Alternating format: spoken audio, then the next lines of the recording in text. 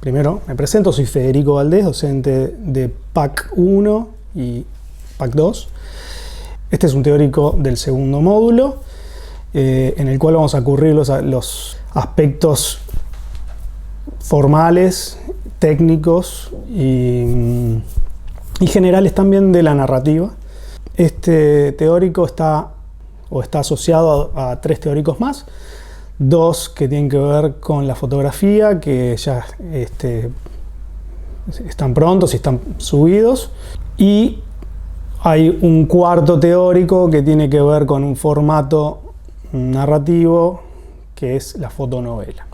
Pero bueno, nosotros ahora vamos a ver lo que es narrativa en términos generales y lo que es narrativa en términos de los lenguajes expresivos gráficos. En estos dos módulos restantes vamos a llegar a ver lo que es la narrativa audiovisual o un principio de la narrativa audiovisual, y vamos a pasar por la narrativa en otros formatos gráficos no tan complejos como pueden ser el audiovisual. Pero sí, la idea es que a lo largo de este semestre y el que viene vamos a tener una comprensión, y la idea es poder lograr generar o crear piezas narrativas, cinematográficas o audiovisuales narrativas. Entonces vamos a arrancar con lo que es la narrativa en general, pues la narrativa no nace ni con el cine, ni con la fotografía, ni con ningún formato gráfico. La narrativa nace desde la oralidad. Entonces vamos a hacer una definición de narrativa.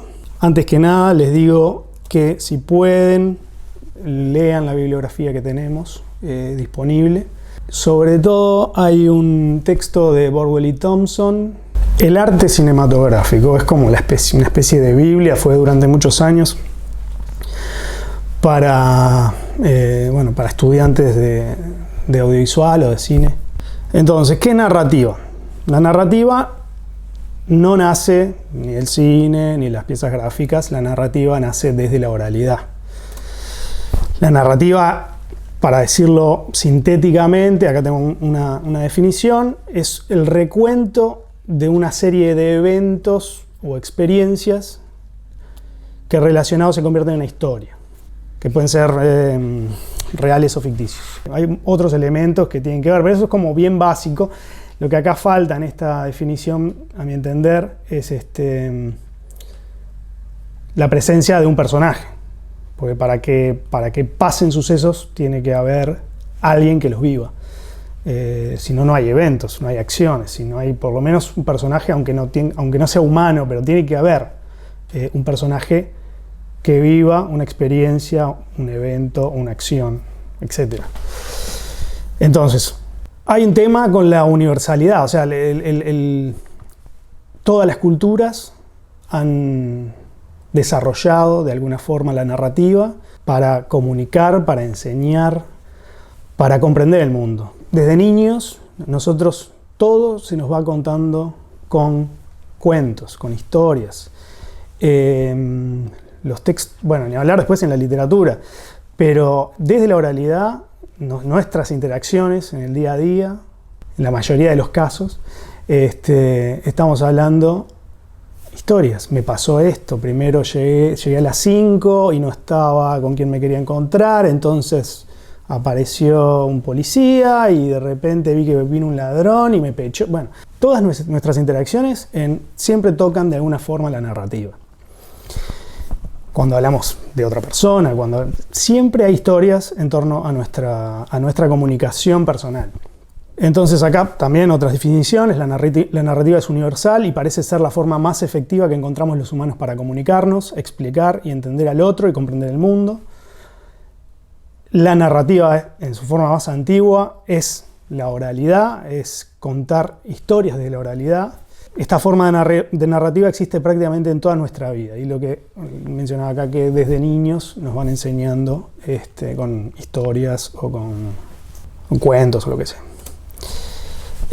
Bueno, acá tengo una foto del origen Inception creo que se llama en inglés, la película de Christopher Nolan, que tiene que ver con todo el tema de los sueños, porque ¿qué pasa? Nosotros incluso hasta en los sueños soñamos en un formato narrativo, nos pasan cosas, una sucesión de eventos nos ocurren, que se genera una historia dentro del cuento. O sea, no estamos, una historia dentro del sueño, no estamos ni siquiera libres de la narrativa cuando nos vamos a dormir. Incluso si fuera muy abstracto, de alguna forma nuestro cerebro al recordar intenta recordar en términos narrativos para poder contarlo si es que lo quiero contar o bueno, recordarlo.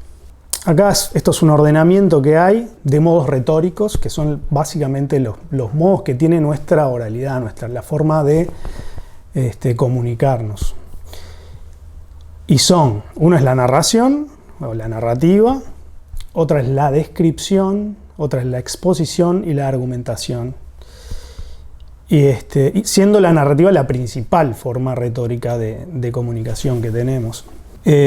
Porque es verdad, nosotros, capaz que en la parte formal o académica, tenemos instancias de argumentación, instancias de exposición y de descripción, pero ni siquiera en las ciencias duras se le escapa la narrativa. O sea, siempre para explicar un fenómeno se va la narrativa. Eso es así, no hay forma como de eludir la narrativa. Bueno, y acá entramos un poco en géneros ya narrativos, ¿no? Paréntesis, bueno, fuera de la oralidad, después la narrativa se encuentra en todas las expresiones humanas, en el arte, en lo que es la literatura, en el teatro, en el cine, en la fotografía, en la pintura. En todos lados se puede detectar la presencia de la narrativa.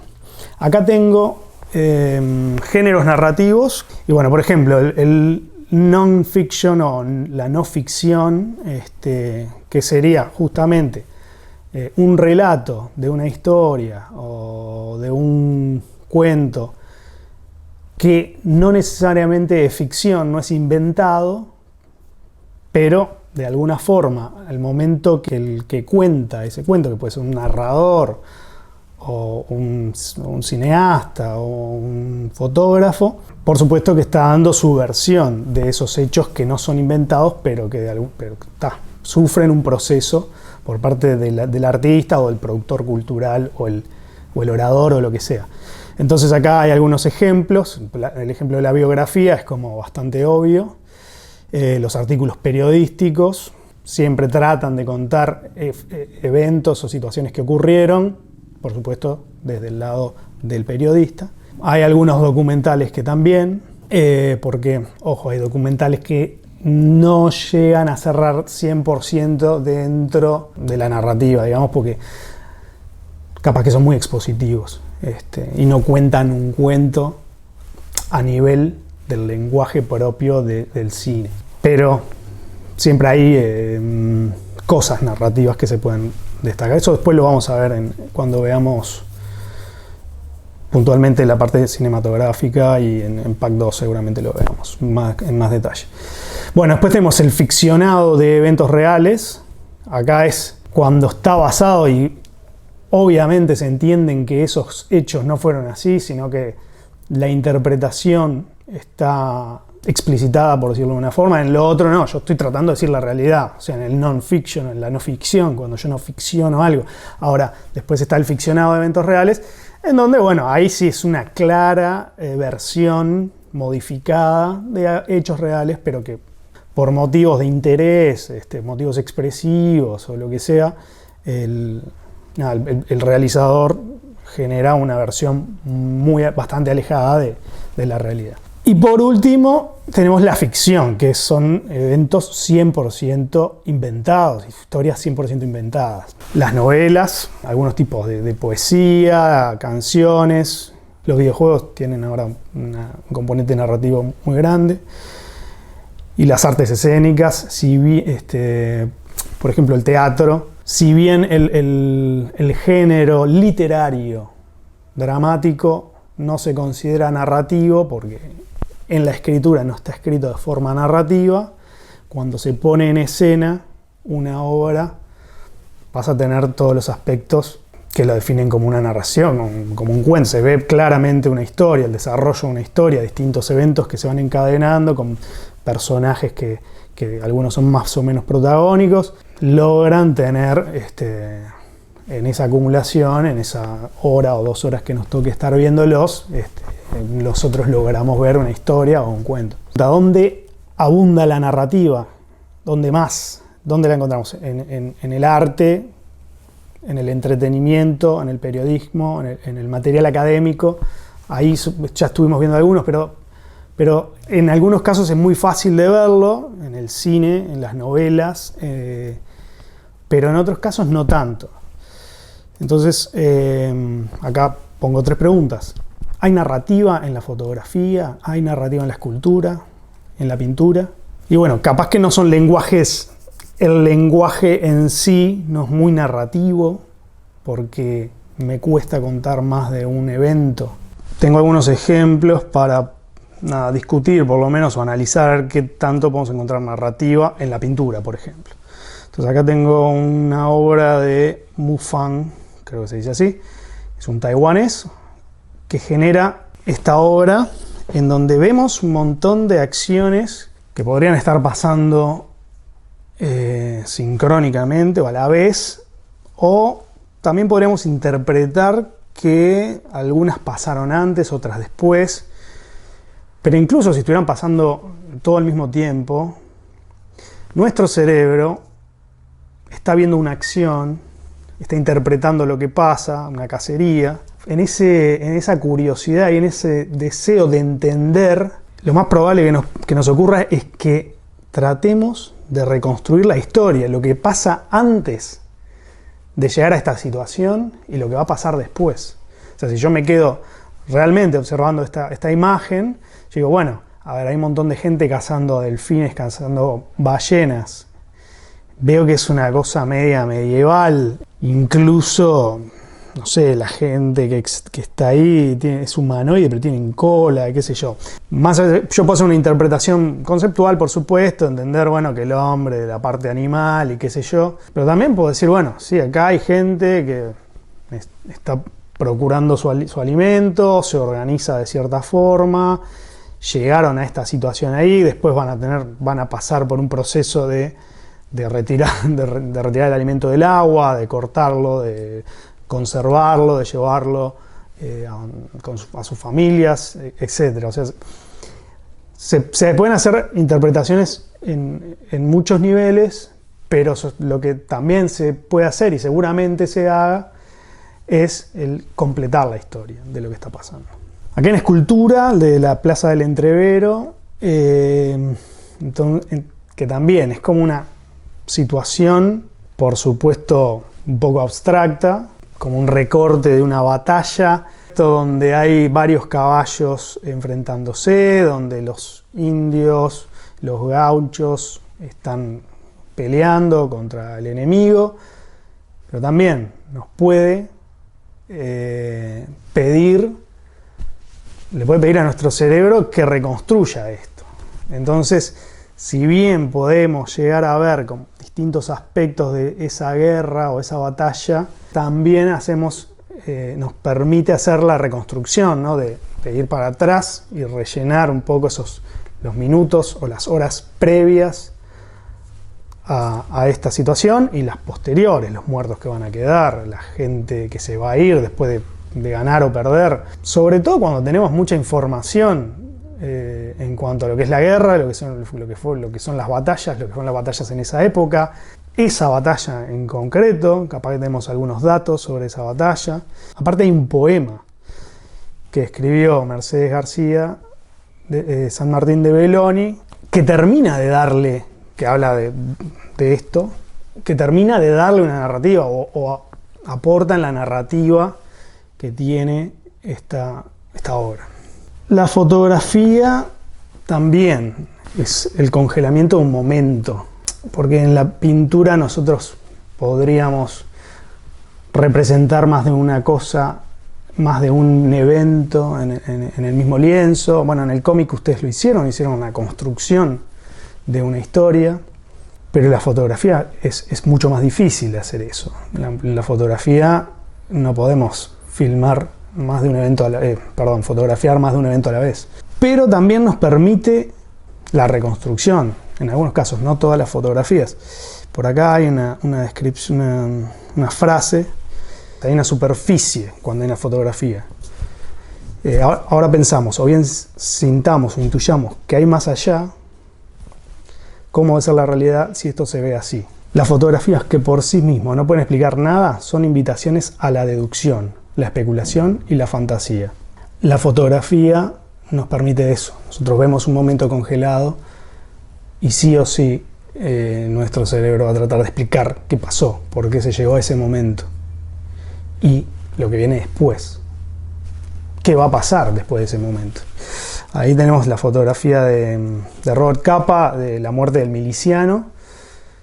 Y bueno, nosotros ahí podemos, más allá que no conozcamos la historia en España de los milicianos, de la Segunda Guerra Mundial y el franquismo, entendemos que eso es ahí hay una batalla, ahí hay una persona que recibe un disparo y está cayendo, venía seguramente de estar con un batallón, en un momento habrá ido a asaltar a un oponente y bueno, recibió un balazo, cae en el piso, podemos pensar que murió, podemos pensar que quedó ahí tirado y que después lo rescataron, pero la realidad es que nos pinta más que ese momento, nos pinta una situación y una historia.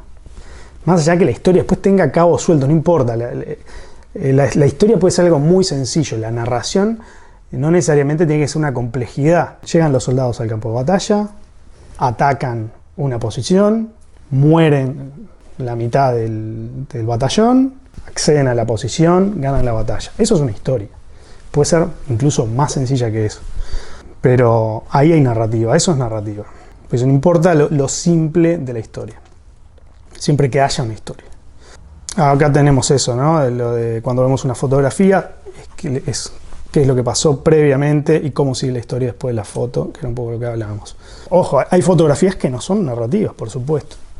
O que la riqueza narrativa no es muy rica, más bien es tirando a pobre. Entonces, ¿cuándo hay narrativa en la fotografía o cómo logramos la narrativa en la fotografía? Y acá tenemos algunas puntas. La fotografía se vale de técnicas o recursos para componer la imagen, que es el factor más determinante para la narración. O sea, la composición de la imagen es un factor más determinante para la narración. Todas las decisiones que llevan a la realización de una composición son las que van a permitir al fotógrafo poder transmitir un mensaje, incluso puede permitir contar una historia, por simple que sea, que es lo que decía recién, no necesita tener gran complejidad. Un fotógrafo con una cámara, primero hace un recorte de la realidad, tiene proximidad o lejanía con lo que va a fotografiar. Hay un montón de decisiones, algunas que toma y otras que no puede tomar porque no hay posibilidad de hacerlas distintas, pero eso es lo que trabaja en la composición y trabaja en la narrativa. Acá tenemos una fotografía muy famosa, el beso en el hotel de Ville, no sé bien cómo es, Hotel de Ville, en París, de 1950, de Robert Doisneau, no sé bien cómo, no sé pronunciar francés, que bueno, seguramente él no pudo acercarse mucho para tomar la foto. Es una foto muy casual, o parece casual al menos, pero sí hace un recorte, una elección de la foto, en este caso una foto de la realidad, pero perfectamente podemos decir esta es una foto narrativa, porque nosotros nos podemos imaginar una historia, la historia completa en función de esa foto. Capaz que si la foto era sin esas dos personas ahí, solo gente caminando, y más difícil, ¿no? Encontrar un protagonista, encontrar la historia de qué va. Acá obviamente hay una historia de amor, con todos sus matices y todas las posibilidades que puede haber. Invita a la recreación y a la construcción de una historia. Bueno, yo acá les voy a dejar varios ejemplos para que ustedes puedan analizar desde ese punto de vista. Bueno, por último, entonces, algunos aspectos que definen a la composición de la fotografía, va a condicionar la narrativa de esa fotografía.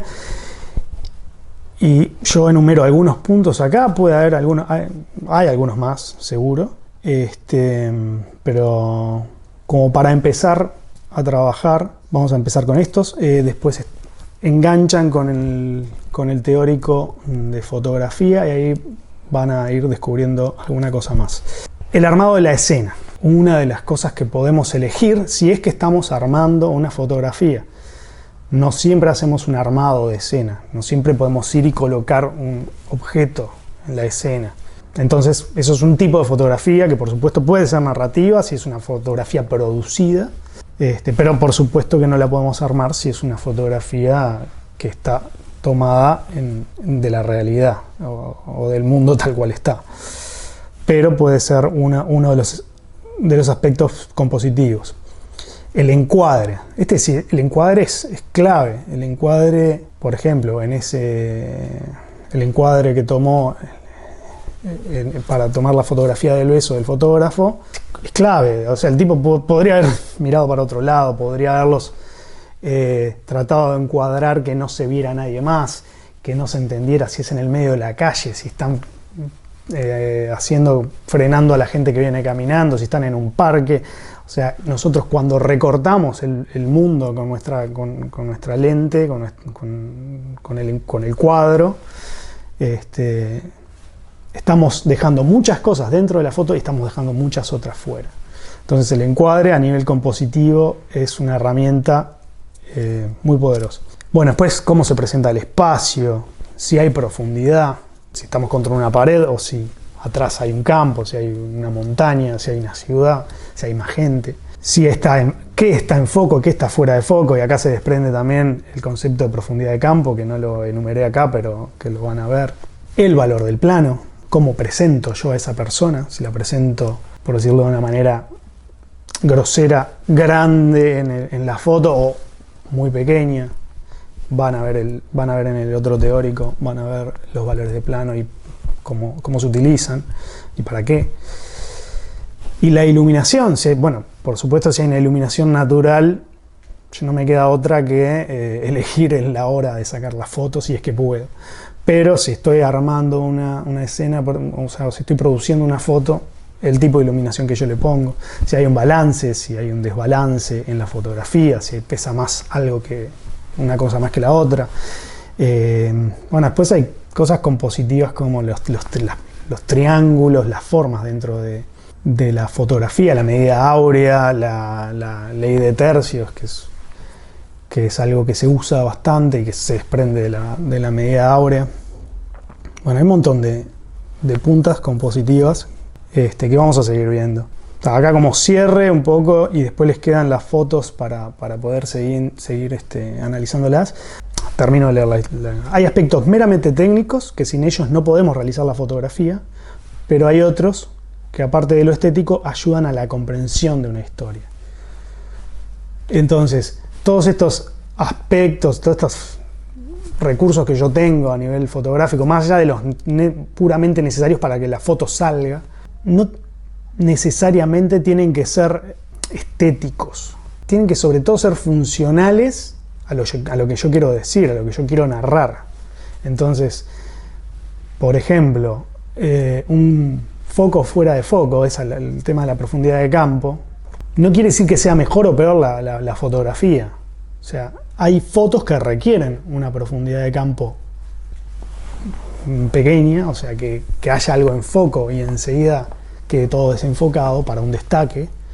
Y hay otras fotos que para poder contar la historia necesitan que esté todo en foco. Todos estos aspectos hay que entenderlos como herramientas para poder decir, para poder contar. No solamente, sobre todo para poder decir, pero después también debería estar al servicio de una estética, que la estética también debería decir algo. Pero bueno, ¿qué queda por acá esto, y a ustedes les quedan fotos. Hice una selección de fotos, son muy conocidas, son fotos del siglo XX sobre todo, hay alguna más nueva. La mayoría son son todos de fotógrafos muy conocidos, pero de los fotógrafos de Magnum, que lo pueden googlear, es muy interesante todo lo que es esa productora fotográfica. Pero bueno, queda por acá y enganchan con los otros teóricos. Bueno, que pasen bien.